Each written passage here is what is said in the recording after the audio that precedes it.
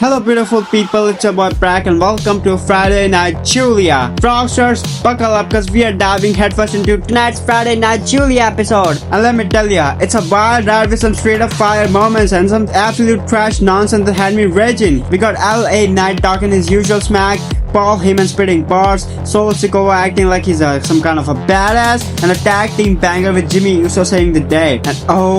And don't just sleep on that fatal 4-way women's match. I mean, Solo Ruka. Oh my gosh.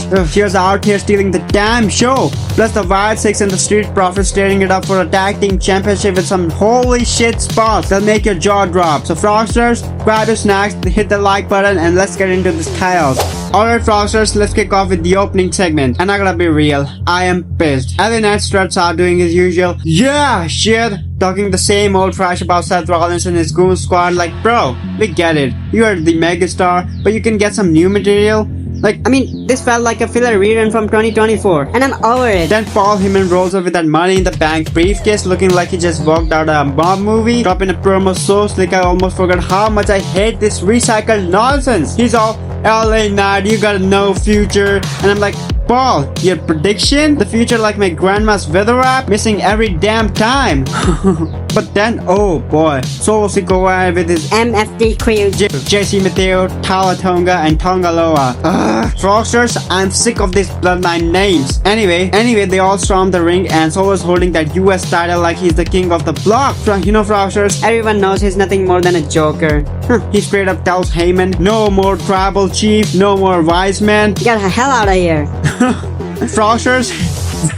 Frogsters, I swear, Paul ran faster than me when I hear free pizza at a party. This is crazy. Afterwards, Solo's goon surrounded LA Knights ready to beat his ass, and I'm sitting here thinking, here we go, same old beatdown, but then, boom! Jimmy Uso slides in with a steel chair like he's auditioning for John Wick 5, tossing one to Knight and then clears the house. Nick Aldis pops out looking like he's done with everyone's crap and books a tag team match, Solo Sikoa, JC Mateo versus LA Knight and Jimmy Uso. And what he did? He books a tag team match, Solo Sikoa and JC Mateo versus LA Knight and Jimmy Uso. Cool, but like WWE, can we stop this predictable let's fight tonight nonsense? It's lazy as hell, and I'm calling it out. This opener was straight up filler trash. You all know I'm obsessed with Julia, and even she couldn't save this snooze fest. Screw it, let's move on before I lose it. Next up, Frogsters, we got some backstage TV Charlotte Flair and Alexa Bliss, and let me tell you, this was straight up comedy gold. So Charlotte Flair's out here acting like the queen she is. She's all, I don't need friends, I'm Charlotte Flair, bow down. And Alexa's like, chill girl, I just need you at the ringside for my fatal 4-way match to flex on these other teams. Charlotte is all, I ain't a cheerleader. And Alexa hits her with the, you'd be a terrible cheerleader anyway. And I was dying, Frogsters. It's like watching two divas in a TikTok skit roasting each other. Charlotte finally agrees to be at ringside, but you can tell she's only doing it for the clout. This segment was short, sweet, and had me cackling. Way better than the trash opener. And you know, Frogsters, it set up the fatal 4-way match perfectly. Alright, so let's talk about that next. Oh man, Frogsters, this fatal 4-way match was an absolute banger. All 4 women came out swinging and was glued to my screen like it was a viral Mr. Beast video. The bell rings and it's instant chaos. Solo Ruka slipping around like she's a gymnast on Red Bull. Kairi Sane's throwing kicks like she's a kind of kung fu flick. Roxanne Perez is out here trying to steal the show, and Alexa just being her sneaky 5 feet of fury self. Early on, Solo Ruka hits a slam on Alexa and I'm like, who is this girl? Then Kairi sends Solo flying out of the ring, but Roxanne cuts her off with a dive that had me screaming, oh shit. The real star though, Solo Ruka. Frogsters, this woman was moving like she's the next big thing in WWE. She hits a double soul snatcher.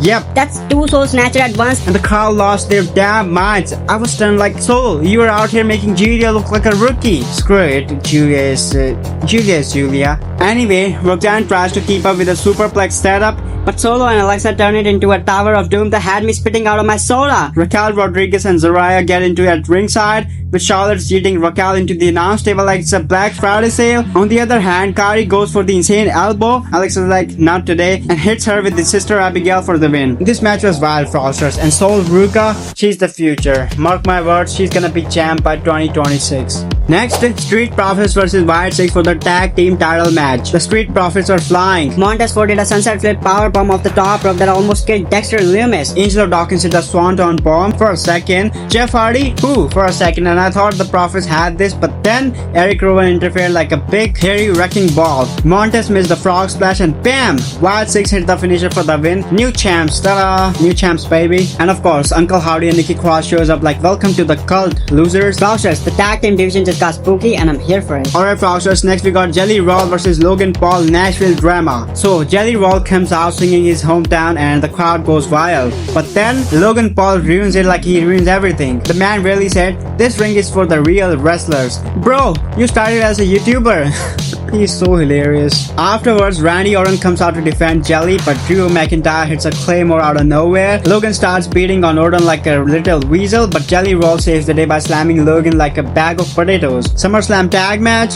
Sign me up for this. Alright, Froxers, let's hit that Tiffany Stratton and Trish Stratus in-ring face-off. And yo, this was like a reality TV roast. So Tiffany, the women's world champion, prances out with her Tiffy time sparkles looking like she just robbed the Clears. She grabs the mic and goes, Trish, I picked you for Evolution cause beating you makes me the GOAT. Really? And then Trish Stratus, looking like she just invented the word icon, fires back, Tiffy, you're gonna limp out of Evolution with a bruised ego while I'm taking that title for the 8th time.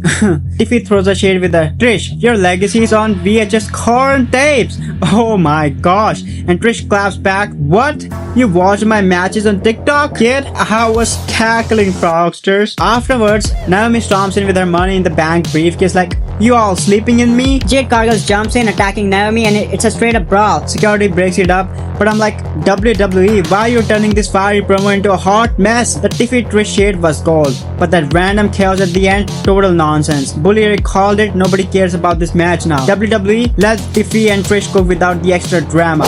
Alright, Frosters, let me walk you through the main event that was. This match started with Jimmy Uso and JC Mateo locking up, and immediately you could tell Jimmy was working his ass off to make Mateo look good. There was this hilarious moment where Mateo tried to do a fancy arm drag but nearly tripped over his own feet. Jimmy had to literally catch him and guide him through the move.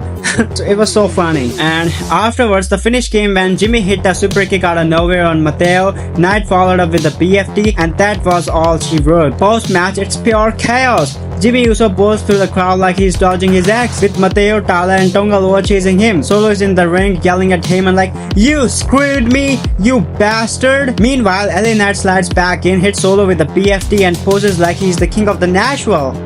But wait. Braun Breaker sneaks in and spears LA Knight out of nowhere. Afterwards, Bronson Reed follows with a tsunami, leaving LA Knight flattered like my hopes of meeting Julia. Paul Heyman, Braun, and Bronson Reed stand tall, and I'm like, WWE, this is wild. But why is it always gotta end with a beatdown? Solid match, but that predictable interference crap that had me rolling my eyes. And WWE, you are killing me. You are literally killing me.